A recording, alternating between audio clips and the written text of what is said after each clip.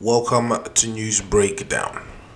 In this video, we'll be looking at the problems and solutions that are being faced by Japan, as 40% of their population is projected to be made up of people 65 years or older by the year 2060. In other words, this is going to take place within 2 generations of the current surviving citizens. One of the great mysteries of the Japanese culture is how it remains unique while borrowing other cultures.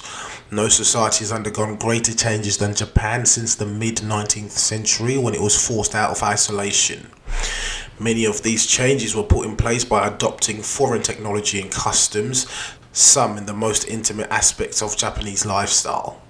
Thousands of Japanese citizens immigrated to Korea and Manchuria, Hawaii, Brazil, Peru, and the United States under severe population pressure in the late 18th century, but few foreigners have actually settled in Japan itself. A significant Korean minority comprises of Japan's only imported immigrant population. Despite a lack of citizenship by birthright, the ethnic Koreans are largely assimilated. This basically means they're not being included within the culture or as part of the population as a whole in Japan. Japan has maintained a solid rejection of large-scale immigration. Foreigners have difficulty adjusting to the elaborate restraints of social etiquette and the closed nature of the society itself within Japan. Japan is not a country such as, for example, if you're from a particular French colony in Africa or any other part of the world, you can easily immigrate to France purely because the language barriers and the culture itself, there'll be fewer limitations in that regards.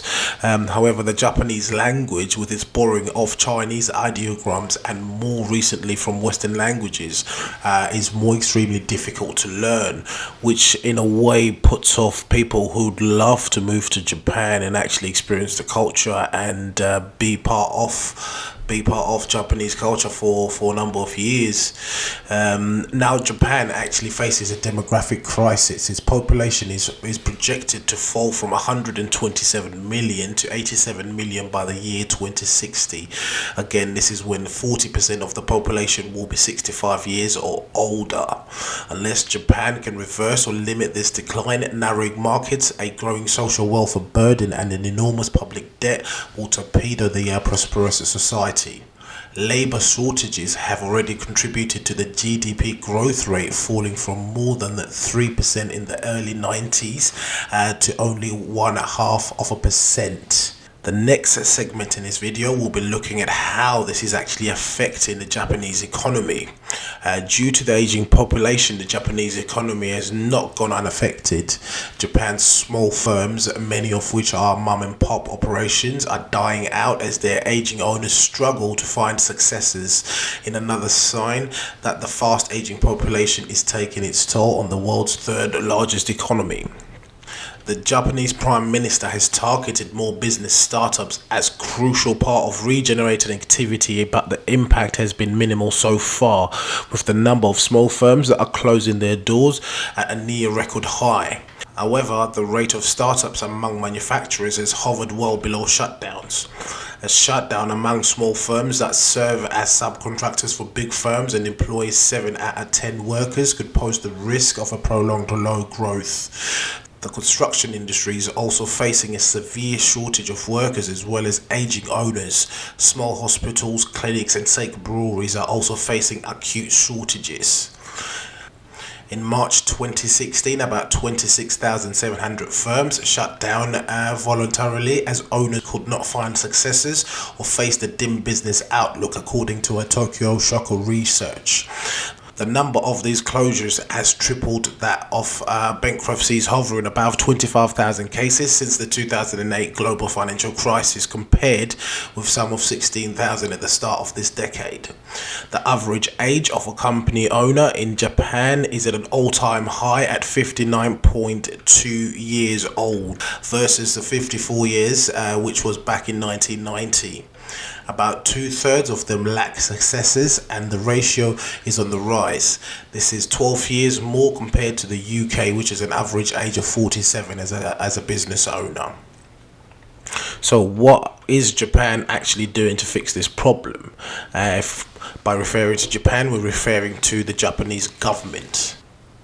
Japan plans to include steps to raise the birth rate, such as easier access to childcare and tax incentives, in a package of reforms due this month to tackle the biggest bottleneck to economic growth. Japan's population began declining after several years of warnings that the birth rate was too low, prompting some economists to applaud the Japanese Prime Minister Shinzo Abe's decision to put the issue on the agenda.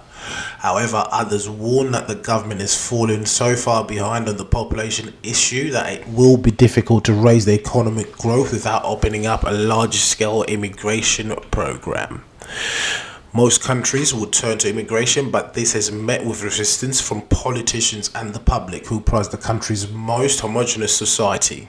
This may change in the future, but it is yet still to be seen.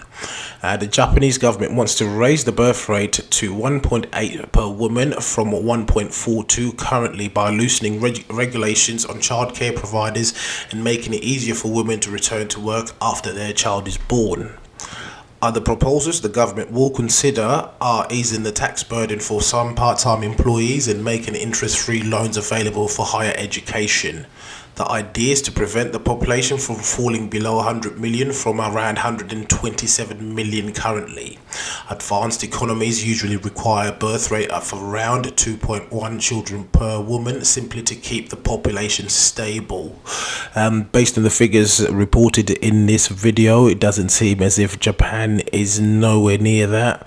I foresee a massive shortage of labor in the near future. By the year 2060, there will be a lack of labor pretty much, in my opinion, across the board. However, I'm not an expert in this particular subject, but based on the research I've actually carried out for this particular video, it seems as if they're heading for a very slippery slope. What do you guys think? Thank you very much for watching. Please leave your comments below, hit the subscribe button, and follow us on all our social media channels. Thank you for watching News Breakdown.